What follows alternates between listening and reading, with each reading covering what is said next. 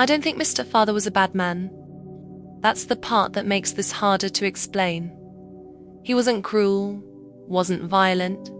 He didn't yell or drink or slam doors. He was just quiet. Too quiet.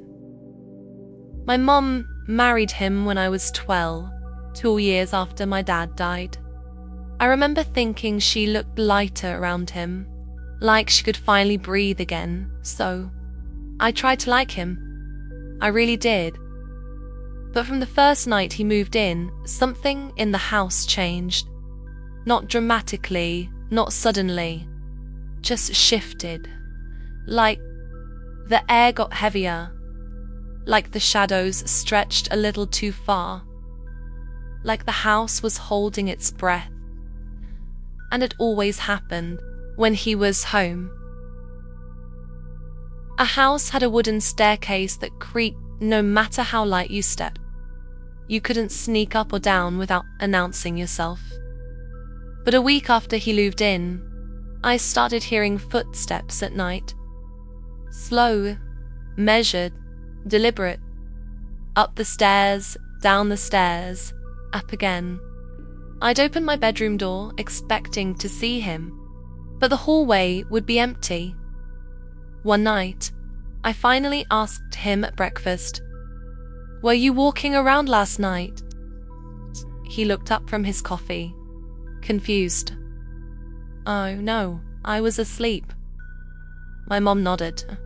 He's a deep sleeper. Once he's out, he's out. I didn't argue, but I knew what I heard, and the footsteps continued.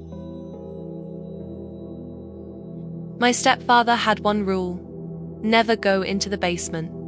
He said it was full of old tools, loose wires, and things that could hurt me. Reasonable enough, except the basement door was always unlocked, and sometimes when I walked past it, I heard something on the other side. Not movement, not voices, but breathing. Slow and deep, like someone standing right behind the door. I told myself it was the water heater, or pipes, house noises. But one night, I walked past and heard something else. A whisper, my name. Soft, male, too close. And I ran upstairs and didn't look back.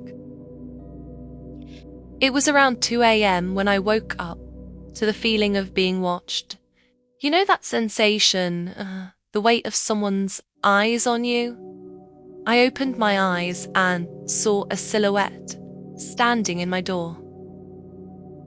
It's tall, still, and not moving. "Mom?" I whispered. No answer. "Mark?" I tried using my stepfather's name. There's still nothing. The figure didn't shift, didn't breathe, didn't blink. I reached for my lamp and turned on. The doorway was empty, but the floorboards outside my door creaked once, like someone had just stepped away. The next morning, I asked him, "Why are you in my room last night?" He frowned. "No, why would I be?" My mom laughed it off. "You're dreaming again." But I wasn't. I knew I wasn't. The turning point came on a rainy Sunday afternoon. My mom was at work. I was in the living room doing homework. My stepfather was fixing something in the kitchen. Then I heard him say my name, not calling and not asking for help, saying it like a warning. "Stay where you are." I froze. He stepped slowly into the living room, eyes fixed on something behind me. "Don't turn around," he whispered. My heart hammered in my chest. "What is it?" I whispered back. He didn't answer. He just stared, pale, shaking, at something I couldn't see. Then he said something I'll never forget. It's been following you. My blood ran cold. What is? I asked. He swallowed hard. I don't know, but it's not me. I turned around. Nothing. Just the empty hallway. But the air felt wrong. Thick, like someone had just been standing there. That night, he knocked on my bedroom. I need to show you something, he said. He led me to the basement door. I didn't want you down here, he said quietly. But I think you need to understand. He opened the door. The basement was dark, but not empty.